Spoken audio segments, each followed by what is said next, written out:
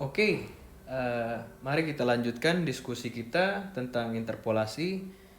Sekali lagi, video ini merupakan bagian kuliah online untuk mata kuliah analisis numerik.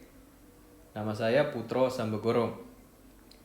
Jadi, kalau kita ingat-ingat kembali video kita sebelumnya ya, itu kan untuk kasus interpolasi linear.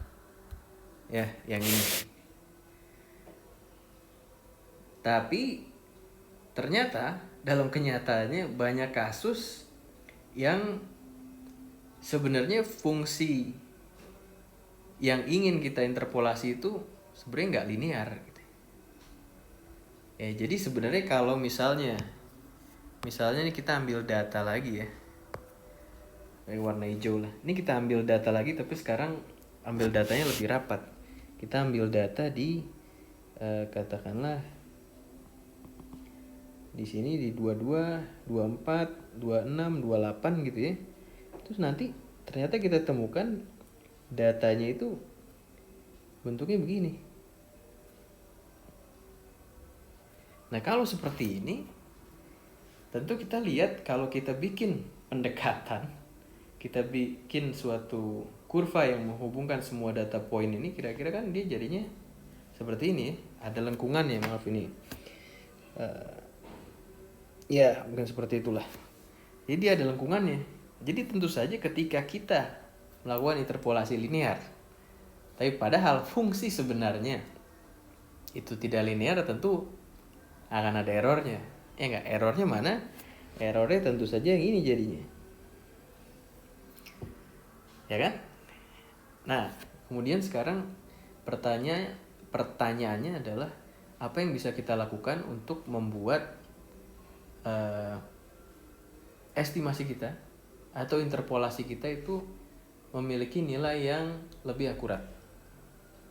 Yang pertama, seperti yang sudah saya sebutkan di diskusi sebelumnya, yang pertama adalah tentu saja kita membuat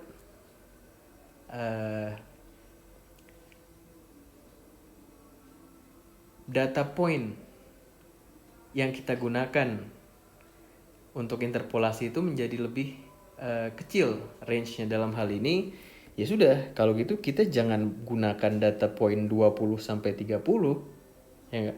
Tapi kita gunakan data point di 24 dan 26. Nah, ini kalau seperti ini terus kemudian kita interpolasi linear, tentu kan hasilnya nanti yang ini. Ya. Nah, tentu garis merah ini akan menginterpolasi data di 25 derajat Celcius lebih akurat daripada garis yang hitam. Karena sekarang range-nya kan jadi lebih kecil. Nah, tentu saja ini masuk akal ya. Tetapi kan permasalahannya adalah seringkali data-data itu mahal. Dalam arti kalau misalnya kita ingin menggunakan data 24 dan 26, kita harus melakukan pengukuran lagi karena datanya nggak ada, atau kita harus melakukan perhitungan lagi, simulasi yang memakan waktu yang sangat lama, jadi mahal. Nah, kemudian pertanyaannya, oh ya sudah, kalau kita tidak bisa menambah data point, apa yang harus kita lakukan? Nah, kemarin kan kita bicara tentang interpolasi linear. Ya. Tentu saja Anda sudah bisa membaca arah diskusi ini. Ya sudah, kalau gitu jangan linear sekarang. Kita pergi ke order yang lebih tinggi. Yang lebih tinggi dari linear ya tentu saja kuadratik. Ya. Jadi sekarang kita tidak menghubungkan titik ini dan titik ini. Saya ganti warna lagi. Saya tidak menghubungkan titik ini dan titik ini dengan suatu garis linear, tapi saya akan mencoba menghubungkannya dengan suatu kurva kuadratik. Nah, tentu tapi ada harga yang harus dibayar. Apa itu? Kalau kita ingat, kalau saya ingin buat garis, berapa data yang kita butuhkan?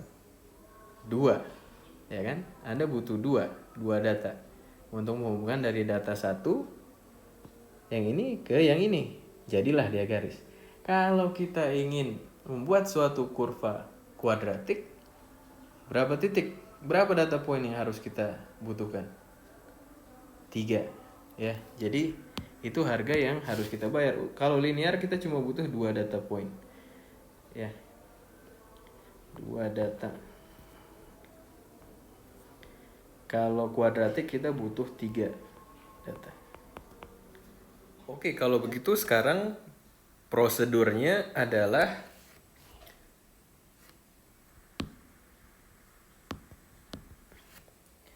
sekali lagi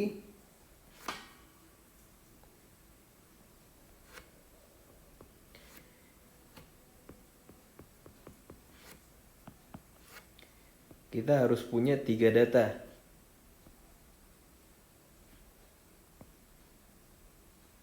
Ya. Terus kemudian kita ingin menghubungkan ketiga titik ini. Ya sudah. Kalau begitu kurva ini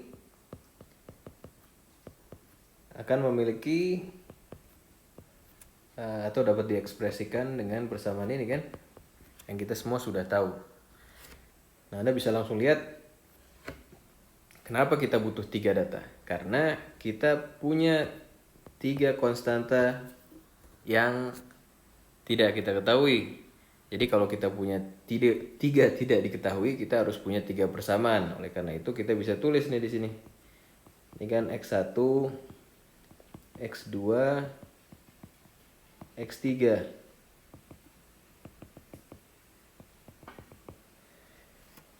Jadi ketiga persamaan tersebut adalah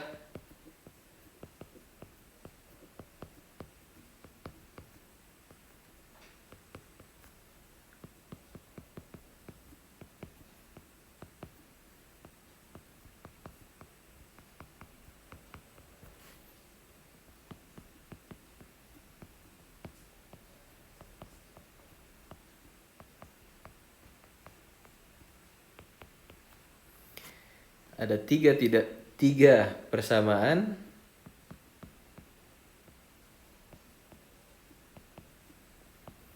tiga tidak diketahui.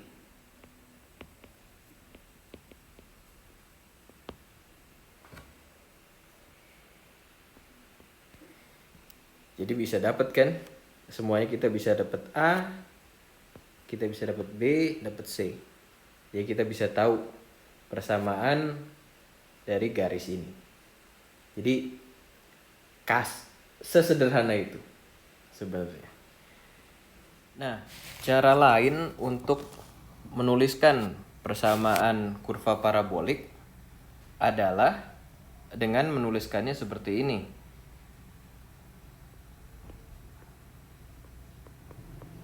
Ini sekali lagi ada subscription 2-nya, itu karena dia order 2, ya. Nah, terus kemudian saya tuliskan ini sesuai dengan apa yang ada di buku Capra, ya. Jadi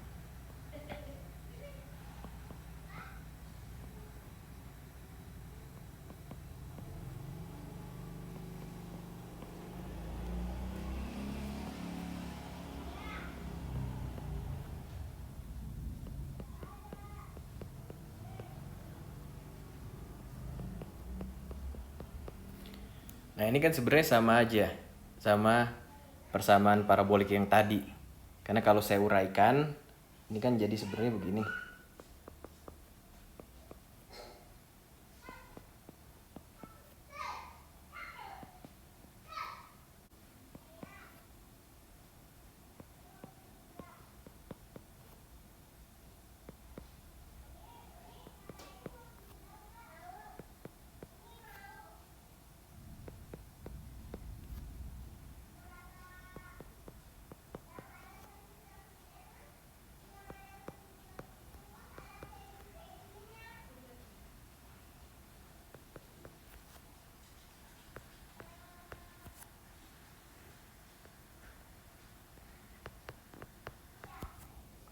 Ya kan? Nah, setelah kita kumpulkan, ini kan jadinya seperti ini.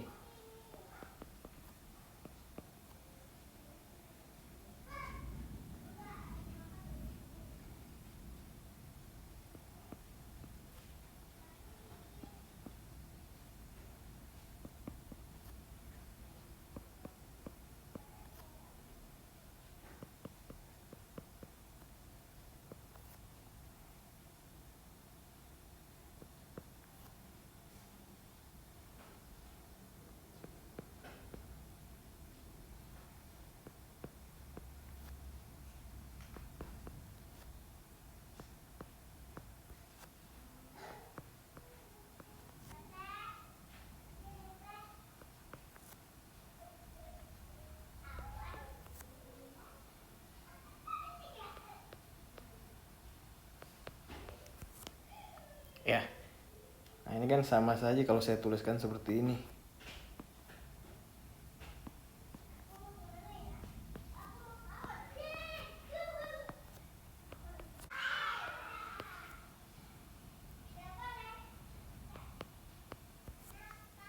Ya kan, sama persamaan yang tadi.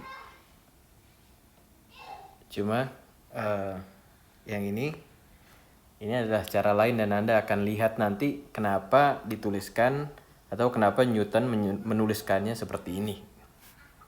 Ya. Nah, kemudian sekarang tugasnya adalah mencari koefisien-koefisien ini berarti kan?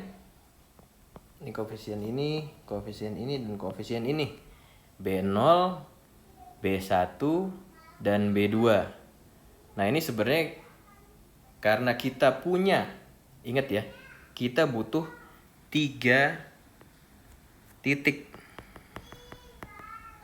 Ya, kalau kita mau interpolasi kuadratik berarti kita butuh 3 titik, maaf maksudnya. 3 titik, jadi titik 0, 1, dan 2. Nah, kalau kita sudah punya 3 titik, masing-masing koefisien B0, B1, dan B2 ini bisa langsung dihitung. Ya, Anda bisa buktikan sendiri ini. Jadi B0 itu tidak lain adalah fx0. Ya. B1 itu tidak lain adalah fx1 minus fx0 bagi x1 minus x0. Ya. Dan B2 ini tidak lain adalah, nah ini emang agak panjang, fx2 minus fx1 ya dibagi x2 minus x1 dikurang fx1 minus fx0 x1 minus x0 ya, terus kemudian ini x2 minus x0 ya. Nah, Anda bisa langsung ingat ya bahwa ini sebenarnya kan turunan pertama. Yang ini sebenarnya turunan kedua. Ya enggak? Dan ini sebenarnya sudah kita pakai di interpolasi linear sebelumnya. Ya. Jadi kenapa dituliskan seperti ini?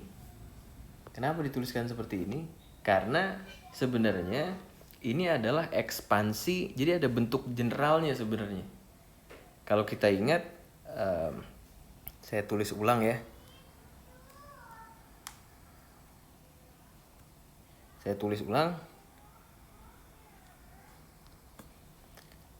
Kalau yang linear tadi kan tulisannya adalah f1x sama dengan fx0 ya, ditambah apa tadi, fx1 dikurang fx2, maaf, fx1 kurang fx0 karena cuma 2 titik ya, kita cuma punya 2 titik yaitu x0 fx0 dan x1 fx1 ya, kita cuma punya 2 titik. Biar jelas mungkin saya hapus dulu ini.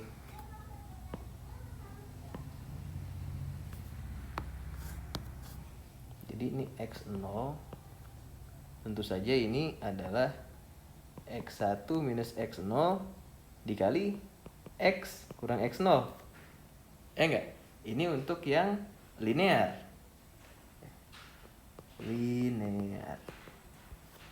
Nah, untuk yang parabolik, tadi kan kita kuadratik, kita sudah tuliskan yang ini nih.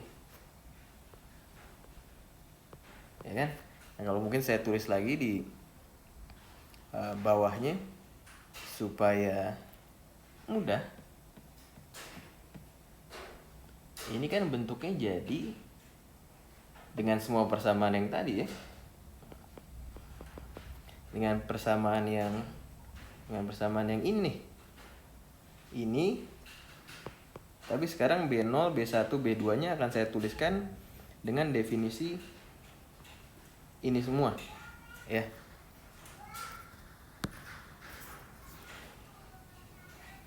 Ini adalah fx0 ditambah ya fx1 kurang fx0 dibagi x1 kurang x0 dikali x kurang x0 ya. Kemudian ada satu term lagi, yaitu yang tadi. Mungkin saya akan tulisnya sedikit lebih kecil ya.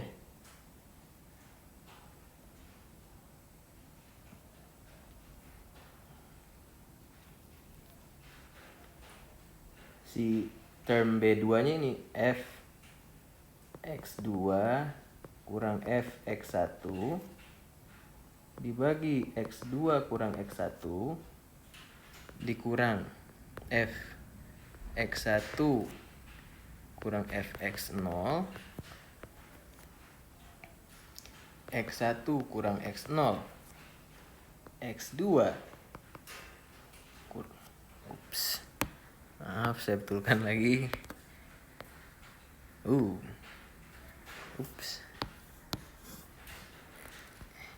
Ini x1 kurang x0 habis x2 kurang x0 ya kan. Terus kemudian dikali di sini ya, dikali x kurang x0 sekali lagi x kurang x1 ya. Jadi sekarang Anda bisa lihat, dan ini untuk yang kuadratik.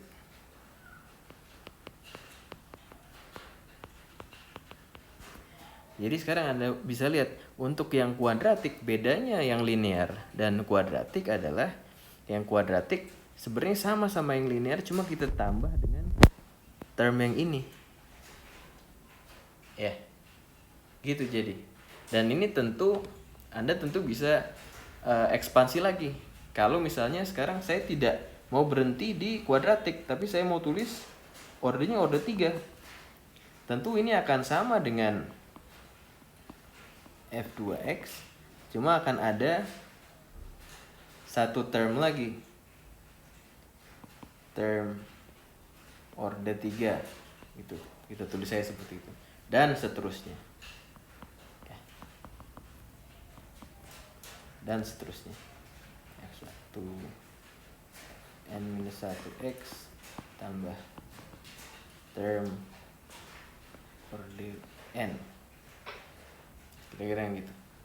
Ya. Jadi kira-kira seperti itu. Kenapa kita tuliskannya seperti ini? Jadi itu alasannya. Karena kalau kita tuliskan seperti ini kan berarti bisa general untuk interpolasi dengan order berapa saja. Jadi ketika Anda menuliskannya dengan program komputer, tentu akan lebih mudah dan sekali lagi lebih general. Saya kira demikian pembahasan tentang interpolasi menggunakan metode Newton's divided difference ini ya.